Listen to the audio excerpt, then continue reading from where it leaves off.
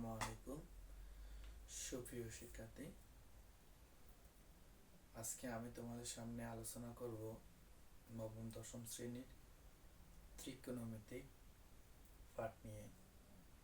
তো আমি এর আগের ক্লাসে তোমাদেরকে ত্রিকোণমিতিক অঙ্ক করার নিয়মগুলো বলেছি, যে কিভাবে আমরা ত্রিকোণমিতিক অঙ্ক সমাধান করব।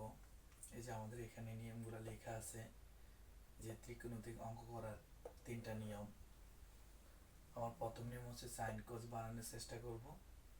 সাইন কোস যদি থাকে, ভগ্নাংশ পদ থাকলে লসাগু করব, প্রয়োজন অনুসারে সূত্র ব্যবহার করব। তো দেখো, আমি এখানে 2টা অঙ্ক তোমাদের বই থেকে উঠে রেখেছি।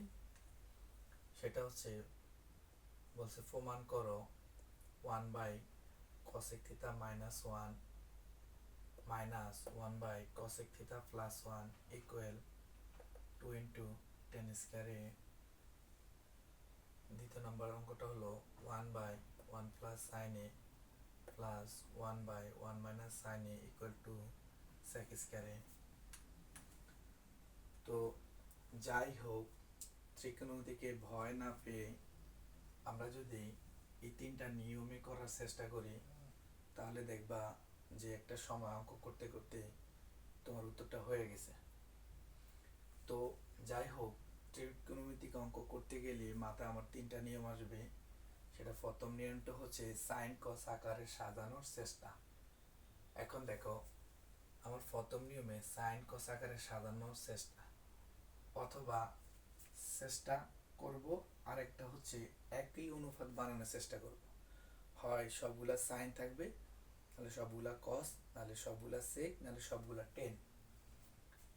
হয় সাইন কস আকারে সাজানোর চেষ্টা করব, আর না হলে সবগুলো একই অনুপাত রাখার চেষ্টা করব। তো এখন তোমরা যদি দেখো, এই 2টা অঙ্কতে কিন্তু একই অনুপাত বাম পক্ষতে আমার দেওয়া আছে। এখানে এটার দিকে যদি আমরা তাকাই, তাহলে এখানে একটা অনুপাত আছে, এখানেও কসেক, এখানেও কসেক। আবার এটার দিকে যদি আমরা তাকাই, এখানেও সাইন, এখানেও সাইন।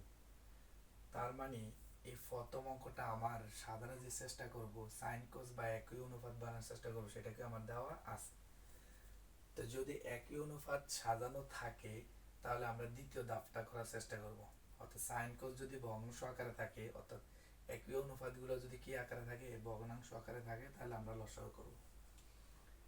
তো আমরা এই অঙ্কতে আমাদের দেখা যাচ্ছে একই অনুপাত দেওয়া আছে, তাহলে আমরা দ্বিতীয় নিয়মটা আমাদের শুরু করব, অর্থাৎ লসাগু নিয়ম করব।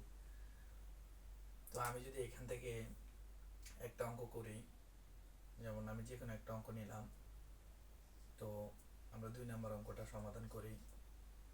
যে লেফট সাইড আমার কি আছে, 1/1 plus sine A plus 1/1 minus sine এ। তো আমরা জানি যে একই অনুপাত সাজানোর চেষ্টা করব, কিন্তু আমার প্রথম ধাপটা আমাদের প্রশ্নেতে একই অনুপাত সাজানো আছে।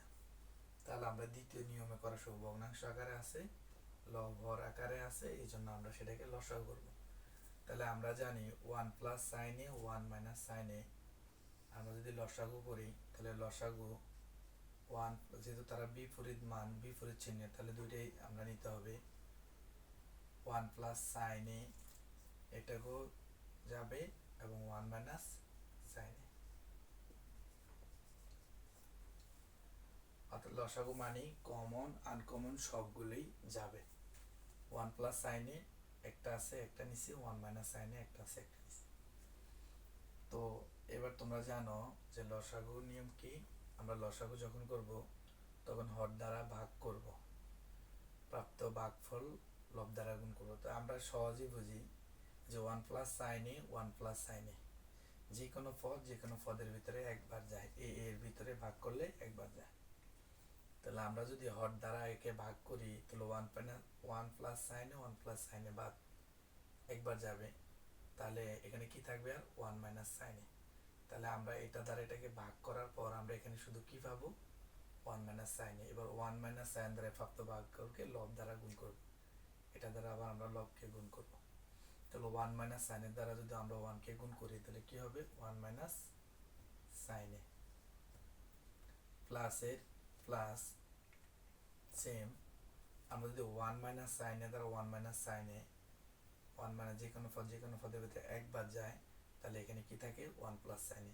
ওয়ান প্লাস সাইনের দ্বারা যদি আমরা এই ওয়ানকে গুণ করি তাহলে কি হবে, ওয়ান প্লাস সাইন, ওয়ান দ্বারা যাকেই গুণ করি ওয়ান গুণ এ, তাহলে আমাদের ফলাফল কি হবে, এ হবে। তাহলে ওয়ান দ্বারা যদি ওয়ান প্লাস সাইনের গুণ করি ওয়ান প্লাস সাইনই হবে।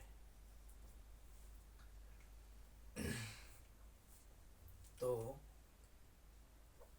তারপরে আমরা দেখি, আমরা লসাগু করব, তারপর প্রয়োজন অনুসারে সূত্র ব্যবহার করব। এখন আমরা যদি উপরের দিকে তাকাই, লবের দিকে তাকাই, তাহলে আমরা দেখতে পারি এখানে যোগ বিয়োগ আছে। তো যোগ বিয়োগ থাকলে তো আমরা যোগ বিয়োগ করার চেষ্টা করব। আমরা যদি কোনো রাশিগুলোর ভিতরে, পদগুলোর ভিতরে যোগ বিয়োগ থাকে আমরা যোগ করব। এই যেমন এখানে সংখ্যা 1 টাকা আছে, আর কত সংখ্যা আছে, হ্যাঁ এই সংখ্যা আছে, তাহলে 1 টাকা আর এই 1 টাকা কত টাকা হবে, 2 টাকা। আর দেখো একটা সাইনে, এটাও সাইনে একই মান, এটার সামনে আছে প্লাস, এটার সামনে আছে মাইনাস, তাহলে একই মান, একটা প্লাস একটা মাইনাস হলে বাদ, অর্থাৎ এ যদি প্লাস হয় এ যদি মাইনাস হয়, এই একটা প্লাস আর একটা মাইনাস, তখন আমাদের ফলাফল কত হয়ে যায়, 0। তাহলে একটা সাইনে প্লাস একটা সাইনে মাইনাস, তাহলে আমাদের বাদ হয়ে যায়। আর নিচে যদি আমরা দেখি, এটাকে আমরা যদি দুইটা বিপরীত চিহ্নের মান গুণ আকারে থাকে, তখন আমরা সূত্র নিতে পারি a plus B into A plus B into A minus B. কার সূত্র, A square minus B square. A বলতে কি ওয়ান, ওয়ানের স্কোয়ার দেওয়া লাগে না, A square minus B square, B বলতে কি সাইন, সাইন স্কোয়ার, অর্থাৎ A plus B into A minus B. কার সূত্র, A square minus B square, one of square দেওয়া লাগে না।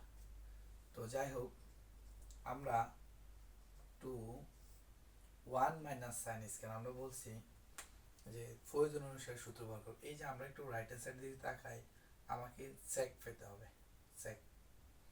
তো আমরা জানি one minus sine square, one minus sign square অর্থাৎ স্কোয়ারের বেলায় সাইনের সাথে সম্পর্ক হচ্ছে কসের। আমরা স্কোয়ারের বেলায় আমরা একটা সূত্র জানি যে sine square theta plus cos square theta equal 1। Sine square theta plus cos square theta equal 1। আমরা স্কোয়ারের সময় সাইনের সাথে কসের সম্পর্ক, তো এখান থেকে আমরা বলতে পারি কস স্কোয়ার থিটা, এই কস স্কোয়ার থিটা 1, এটা প্লাস সাইন স্কোয়ার, এই পাশে গেলে এটা মাইনাস সাইন স্কোয়ার হয়ে যাবে। তার মানে কস স্কোয়ার থিটা সমান সমান 1 মাইনাস সাইন স্কোয়ার থিটা। তো আমি এটাকে সহজে মনে রাখতাম এভাবেই, যে যেখানে সাইন স্কোয়ার, প্রশ্নে যদি সাইন স্কোয়ার থাকে তাহলে আমাদের এখানে উত্তরটা হবে কস স্কোয়ার, আর প্রশ্নে যদি কস দেওয়া থাকে তাহলে অনুপস্থিত নাই কে, সাইন, সূত্রটা হবে সাইনের। তো সেম 1 মাইনাস সাইন স্কোয়ার, এখানে সাইন আছে নাই কে, কস, তার মানে এটা কার সূত্র হবে, এটা কস স্কোয়ারের সূত্র হবে। তো আমরা যদি দেখি, আমাকে এই যে 2 পেতে হবে, রাইট হ্যান্ড সাইডে 2, আমরা জানি এই যে 2 আমরা পেয়ে গেছি। এখন আমার এখানে আমরা কস স্কোয়ার পাইছি, কিন্তু আমাকে কি পেতে হবে, সেক পেতে হবে। আমরা জানি 2 এই লবে যে কথা, আমরা এটাকে ফাঁসে, আমাদেরকে ফাঁসে পেতে হবে, এই জন্য আমরা একে ফাঁসে দিলাম। আর এখানে আমার একটা কত থাকে, 1 থাকে, আর নিচে কি থাকে, কস স্কোয়ার থাকে।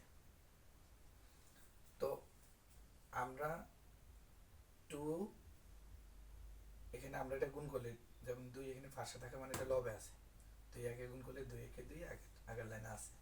তো আমরা বলতে পারি 2 এর 2, আমরা জানি 1 বাই কস, আমরা জানি সবাই যে কস হচ্ছে সেকের বিপরীত, তাহলে 1 বাই কস সমান সমান কি, সেক। 1 বাই কস সমান সমান সূত্র হচ্ছে কি, সেক, আর যেহেতু স্কয়ার আছে তাহলে সেক স্কয়ার।